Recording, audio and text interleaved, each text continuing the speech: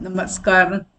सकाळीकामध्ये मी प्रतिभा विवेक बिवलकर आज तुम्हाला सगळ्यांना गोव्यातल्या शांतादुर्गा मंदिरामध्ये घेऊन जाते.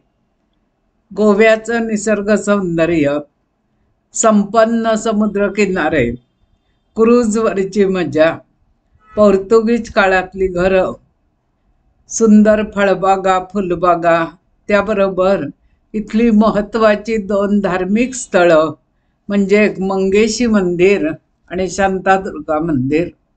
एकदा शिव आणि विष्णू यांच्यात युद्ध झालं. प्रलय प्रसंग ओढवला. सगळे देव ऋषी मानव सगळ्यांनी जगदंबेचा धावा केला आणि ती महाकाय रूपात प्रगट झाली. हरिहराला शांत करून त्यांना बालरूपात आपल्या दोन्ही कुशीत घेऊन बसली.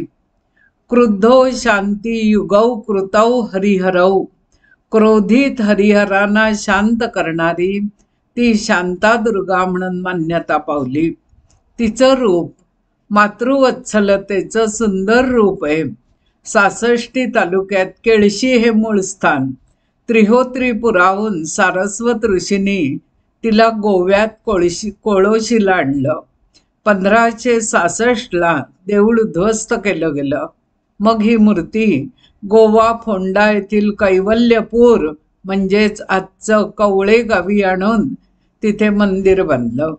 पुढे छत्रपती शाहू महाराजांनी त्याची पुनर्बांधणी केली. 1713 ते 1738 या काळामध्ये देवळाची ही भक्कम वास्तू उभी राहिली. हे देवालय बांधण्याची प्रेरणा शांतादुर्गा देवीनंच नारोराम मंत्री यांना दिली. शेणवी रैगे मंत्री हे सगळे वेंगुर्ल्या जवळचे कोचरा या गावचे. सातारच्या छत्रपती शाहू महाराजांच्या दरबारी त्यांना मंत्रीपद लाभलं आणि देवी कृपेनं आपल्याला मंत्रीपद लाभलं यावर त्यांची अपार श्रद्धा होती. या सश्रद्ध भावनेतून शांतादुर्गा मंदिर त्यांनी उभारलं. मंदिर पूर्वाभिमुख आहे. मंदिर उंचावर आहे. पुढ्यात दीपमाळ आणि नगारखाना म्हणजे चौघडा वाजवण्याची जागा आहे. मंदिराच्या पायऱ्या चढताना एक सुंदर चौकोनी तलाव आहे. मंदिराचे छत उतरते कौलारू आहे. गाभाऱ्याचा दरवाजा चांदीचा आहे. शांतादुर्गा मूर्ती शिवविष्णूंसह आहे. गर्भागरात घुमट गोलाकार आहे. कळस सोन्याचा आहे. पाषाणाचे शिवलिंग आहे. डावीकडे श्री नारायणाचं मंदिर आहे आणि मंदिरात मुख्य आसनावर नारायणदेव आणि गणपती आहेत. डावीकडे पारिजात वृक्षाचा पार आहे. जवळच भगवती देव आहे. संन्याशाच्या पादुका आहेत. देवळासमोर क्षेत्रपालाची शिला आहे. मागच्या बाजूला मारुदेवाची शिळा आहे. देवालयाजवळ छोटीशी घुमटी असून त्यात कौशिक गोत्री लोम शर्मा यांची पाषाण मूर्ती आहे. मंदिरात दर्शन घेताना स्त्रिया साडी परिधान करतात आणि पुरुषवर्ग धोतर शर्ट घालतात. माघ शुद्ध पंचमी षष्टी महापर्वणी उत्सव असतो. षष्टीच्या पहाटे महारथातून शांतादुर्गेची मिरवणूक निघते. शांतादुर्गा रथात ठेवतात. मिरवणुकीचा नारळ फुटतो. मिरवणूक गावातून पुन्हा मंदिरात येते. मग महानैवेद्य होतो. या देवस्थानात प्रत्येक महिन्याच्या शुद्ध आणि वद्य पंचमी षष्टीला विशेष पूजा आणि उत्सव असतो. रात्री पुराण कीर्तन प्रवचन काहीतरी कार्यक्रम असतो. आई जगदंबेचं रूप म्हणजे शांतादुर्गा देवी. आपली आई आपल्याला जशी शांत सोज्वळ बसते तशीच नऊवार रेशमी साडी नेसलेली झोपाळ्यावर बसलेली ही देवी.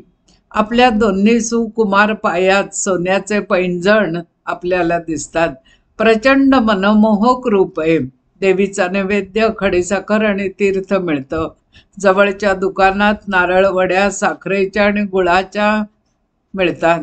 गोव्यातल्या स्त्रिया गळाभर सोन्याचे दागिने ल्यालेले असतात. केसात मोगरी अबोलीचा गजरा किंवा वळेसार असतोच. मंदिरात जाताना डावीकडे ऑफिस आणि विक्री केंद्र आहे. शांतादुर्गेची ओटी भरताना अर्पण केलेल्या साड्यांची इथे विक्री होते. सगळ्या साड्या लाकडी स्टँडवरून हँगरला टांगलेल्या असल्यामुळे आपण सहज त्या बघू शकतो. शांतादुर्गेचा प्रसाद म्हणून अनेक स्त्रिया साडी खरेदी करतात. गोव्यात मोगरी, अबोली, सुरंगी, सोनचाफा ही फुलं खूप. देवीचं मंदिर या फुलांनी सजवलं जातं. आपण जे खातो, पितो, उपभोग घेतो हे सगळं शांतादुर्गेला अर्पण केलं जातं. देवानी जग निर्मिलं, त्याचा उपभोग आपण घेतो आणि निर्मात्याचं ऋण मानण्याचा सण साजरा करतो. इथे प्रभू साटम नावाच्या बाई भेटल्या. जवळच राहतात, रोज मंदिरात येतात, स्तोत्र भजन गातात, भक्तांची चौकशी करतात. कधी गोव्याला गेलात तर शांतादुर्गेचा आशीर्वाद घ्या, डोळे भरून दर्शन घ्या. आनंदाचा एक विशेष अनुभव म्हणजे शांतादुर्गेचं दर्शन आहे. हा अनुभव मला आला तसाच तुम्हाला सुद्धा येईल. या देवी सर्वभूतेषु शांतिरूपेण संस्थिता. नमस्तस्यै नमस्तस्यै नमस्तस्यै नमो नमः. धन्यवाद.